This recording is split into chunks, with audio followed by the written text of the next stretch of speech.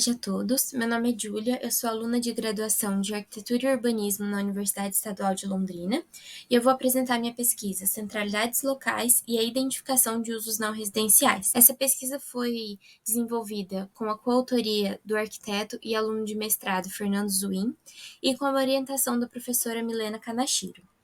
Para entender em que cenário minha pesquisa se apresenta, é importante entender o conceito de vitalidade urbana, que, segundo Jacob, está relacionado com a presença de pessoas que saiam de casa em horários diferentes e estejam nos lugares por motivos diferentes. E ainda relacionado então com a presença de pessoas, a literatura nos traz uma relação com os usos não residenciais. A partir disso, é importante diferenciar a questão do centro e da centralidade na formação das cidades.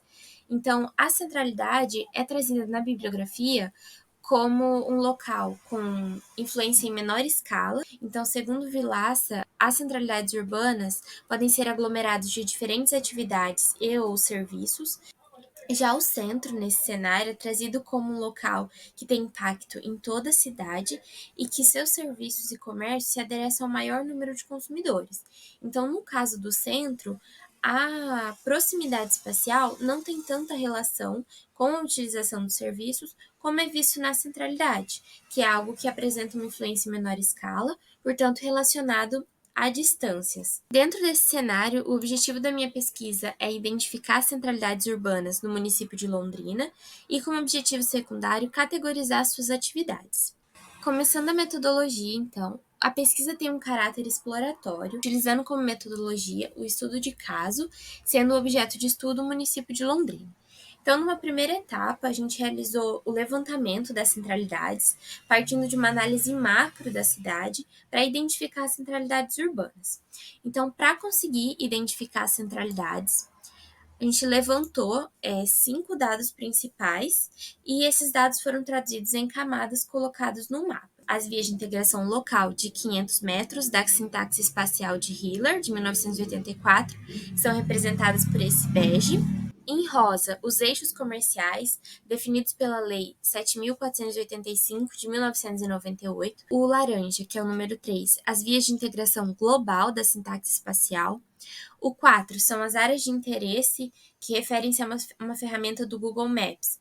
E em 5, em verde, tem-se o mapeamento da atração diária de viagens. Então, dá para ver esse mapinha, né, que foi o mapa final que a gente chegou, com todas as camadas traduzidas no mapa.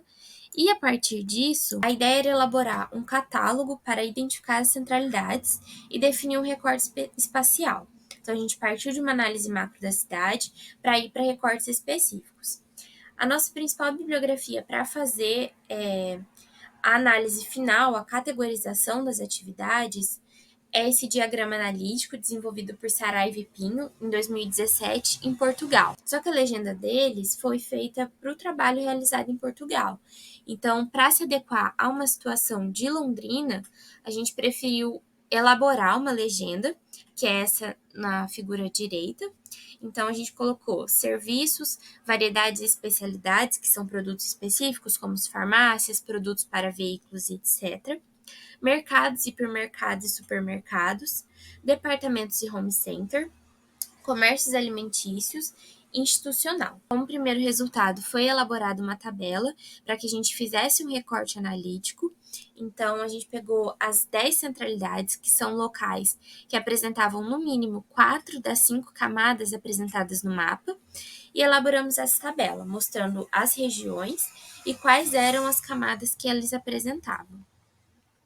Dessas 10 camadas, foi necessário realizar o recorte, que estava previsto desde o início da pesquisa, um catálogo analítico. Então, a gente analisou o que estava acontecendo ali. Então, acessibilidade, comércios de importância, aglomerados, comércio de bairro, vias importantes na área, zoneamento, dentre outros pontos que foram importantes para a pesquisa. E fomos marcando o que estava acontecendo ali e algumas informações que davam para ser tiradas. A partir desse catálogo, a gente chegou em 5 centralidades principais, que são essas aqui no cantinho, para que a gente analisasse um pouco mais a fundo, entendendo realmente o que estava acontecendo ali, e são essas centralidades que vão ter o catálogo elaborado.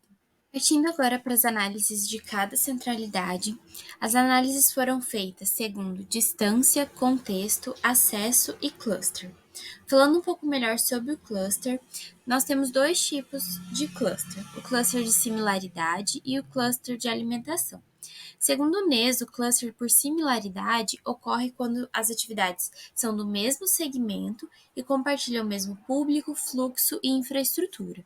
Então, por exemplo, se você tem uma via em que eu tenho vários segmentos parecidos, como várias óticas, vários móveis usados, essas lojas se aproveitam uma do fluxo da outra, porque isso traz, segundo a literatura, um viés muito legal de comparação para o cliente. E além disso, tem-se o caso de cluster de alimentação, que, segundo Nese e Rato, são comércios e serviços de diferentes segmentos que se complementam.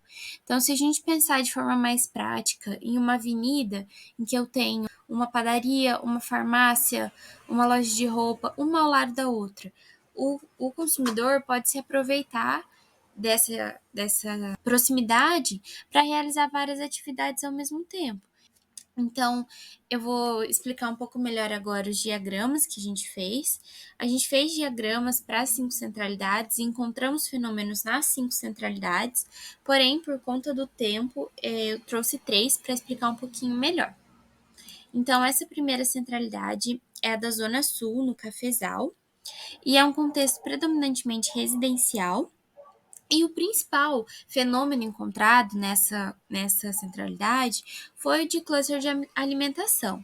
Então, nessa via demarcada em cinza, a gente tem várias lojas de diversos segmentos, como dá para ver aqui, né, segundo a legenda, e o que acontece acaba sendo, de forma simplificada, esse esqueminha, né?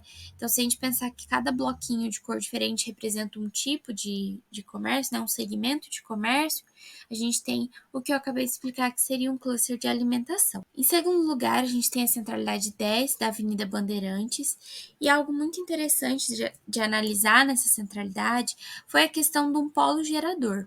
Então, aqui em vermelho, nesse X, a gente tem um hospital nessa região.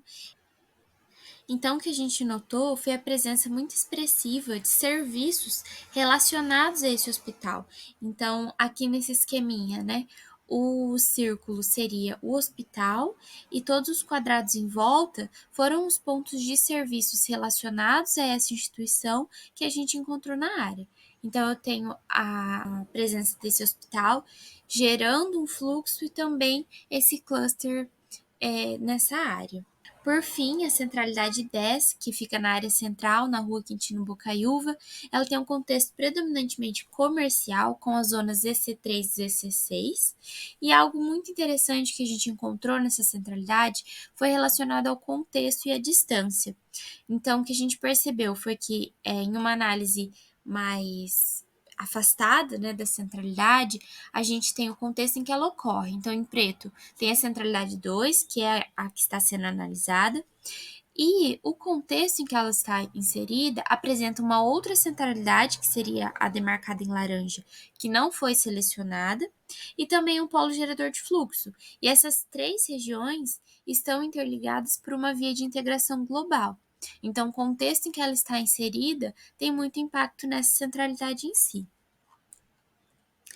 Por fim, a gente realizou uma tabela comparativa com os resultados. Então, a gente percebe que todas elas têm zonas comerciais e também vias importantes. Então, essa questão de acesso foi algo que chamou muita atenção. E, além disso, ainda falando de acesso, 4 das 5 centralidades apresentavam um terminal, né? Seja ele urbano ou rodoviário. E apenas uma não apresentou, mas apresentou ponto de ônibus. Por fim, como conclusão, a gente observou a sedimentação desses usos não residenciais. Então, como deu para ver, as centralidades identificadas, já na primeira tabela com as 10, estão em áreas diversas da cidade. Isso representa, de certa forma, a sedimentação desses usos não residenciais. Também podemos ver a diferente força de atração que cada uma das centralidades apresenta e também o impacto que ela tem em diferentes escalas. Então, algumas apresentaram um impacto em todo o contexto em que estava inserida, algumas tiveram um impacto mais voltado para a região em que está em si. Essas são as minhas referências e eu queria deixar o meu agradecimento à Fundação Araucária pelo financiamento da pesquisa.